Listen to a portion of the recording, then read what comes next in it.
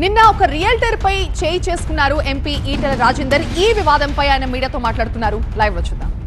అంటే మంచి రియల్టర్లు కాదు, రియల్టర్ల పేరిట భూములు ఆక్రమించుకుంటోళ్ళు, రియల్టర్ల పేరిట సెకండ్ సేల్ చేసుకుంటోళ్ళు, రియల్టర్ల పేరిట దాదాగిరి చేసుకునే వెళ్తున్నారో 200 మందిని 300 మందిని బాడీగార్డ్ అని పెట్టి ఫైల్ వాళ్ళని పెట్టి దౌర్జన్యం చేస్తున్న సంఘటనలు ఇవన్నిటి వచ్చినప్పుడు మేము సిపి రాచకొండ కూడా ఫోన్ చేసాం.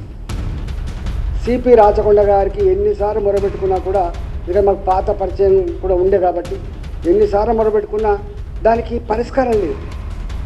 మేము డైరెక్ట్గా ఏసీపీలకు డైరెక్ట్గా సీఏలకు ఫోన్ చేస్తే మా మీద ఒత్తిడి ఉంది, ప్రెషర్ ఉంది అనేటువంటి మాటలు వస్తున్నప్పుడు ఓహో వ్యవస్థ చచ్చిపోయింది, ఇది వ్యవస్థగా పనిచేస్తలేదు, వ్యవస్థ పేదలకు అండగా ఉండట్లేదు, వ్యవస్థ ధర్మాన్ని కాపాడే దాంట్లో లేదు, వ్యవస్థ ఒత్తిడి లోనవుతుంది, వ్యవస్థ అధర్మానికి పోయే ప్రమాదం ఉంది అని చెప్పి అర్థమై ఇవాళ మేము నిన్న కాక మొన్న చివరి ప్రయత్నం చేసిన, అయ్యా కలెక్టర్ మేడ్చల్ గారు నువ్వు ఉన్నావు, భవిష్యత్తు ఉంది నీకు, ఎందుకు ఇట్లా చేస్తున్నావు, మరి నీ దగ్గర ధర్నా పెట్టానా లేకపోతే నేను ఫీల్డ్ మీద ధర్నా పెట్టానని చెప్పి ఏకశిల నగర వాసులు కొర్రెమల గ్రామంలో ఇప్పటి మున్సిపాలిటీ ఆనాటి కొర్రెమల గ్రామం అది గడికేశ్వర మండలం కింద వస్తుంది, పోచారం మున్సిపాలిటీ కింద వస్తుంది.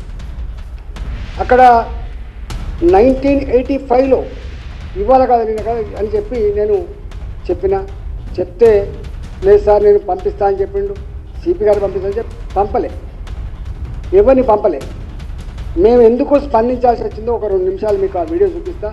ఈటెల రాజేందర్ గారు చేయలేపుతారా, సౌమ్యుడు కదా, మర్యాదస్తుడు కదా, భాష చాలా బాగుంటుంది కదా, ఎంత తీవ్రమైన ఉద్యమ ఒత్తిడిలో కూడా ఇట్లా చేయలే కదా, ఎందుకో ఒక 2.5 నిమిషాలు.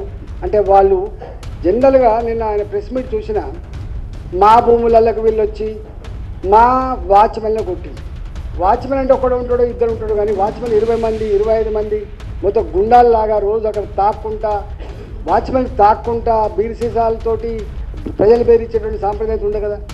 ఏం చేసి కుక్కలు ఒక 10 కుక్కలు కూడా అక్కడ పెంచుతారు.